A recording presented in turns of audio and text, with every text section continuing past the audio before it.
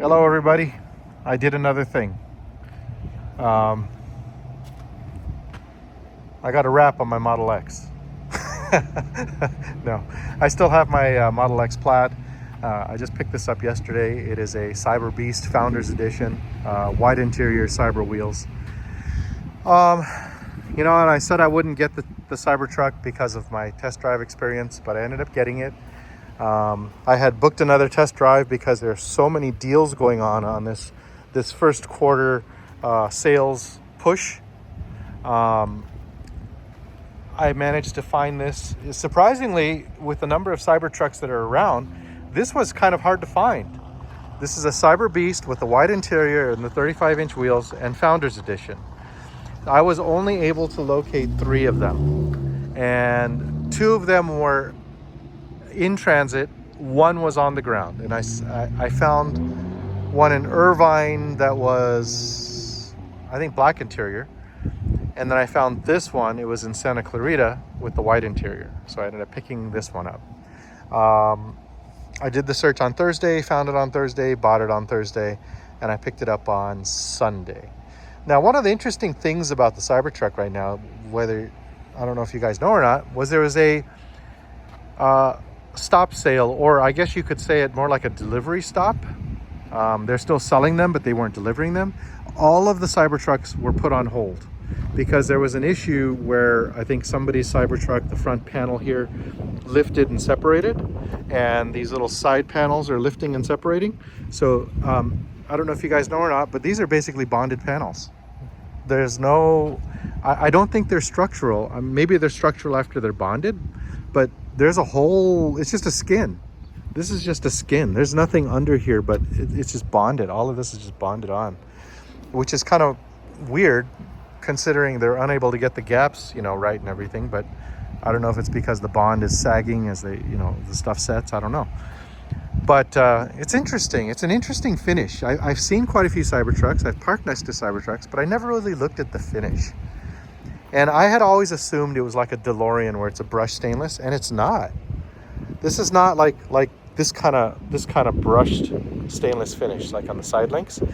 It doesn't have like a grain like this. It has almost like a random, I don't know if you can tell or not. It's kind of like a random finish. And so that makes it really difficult. If you scratch this, I can already imagine how to fix it. I could probably figure out how to fix it if it got scratched. I would just use a DA polisher with a maybe like a red Scotch-Brite pad. But what's interesting is that, you can probably see it here, this finish has like, you can't see it, darn, it's really difficult.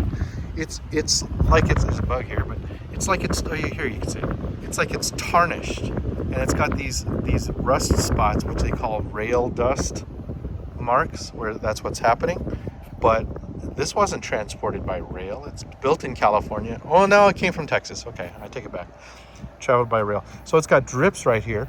And so what I did was I went online, and somebody posted that you can clean it with liquid Barkeeper's Friend, and it completely cleaned it up. So that's what I'm going to do. I'm going to hit this with liquid Barkeeper's Friend and polish out all the rail dust, and then get the streaks out, and it brightens up the finish, and it looks perfect. So that's how I'm going to maintain this truck. I'm just going to invest in gallons of Windex and huge cases of Barkeeper's Friend, and I'm going to keep it looking nice that way. It took some getting used to. I'm used to the doors opening automatically, closing automatically. This is one of the things that the Founders Edition comes with. It comes with all-weather mats, and it comes with these mats on top of the all-weather mats. So I don't know. I don't know if this is. It's got to be right. I felt like this was upside down, but it's not. And then it came with carpet mats that are in the back. It came with carpet mats. It comes with this little center tray, the Founders Edition, and it has like hooks in the back. And I don't know. I saw one review that said that the Founders the Cyberbeast comes with Alcantara on top of the dash and on the roof pillars. I don't know if that's right or not. I don't remember. But this, if you guys watch my other video when I test drove a Cybertruck and hated it and vowed never to buy one, it was because that truck had 20 something miles on it when I got it. It was a brand new truck that was given out for a test drive.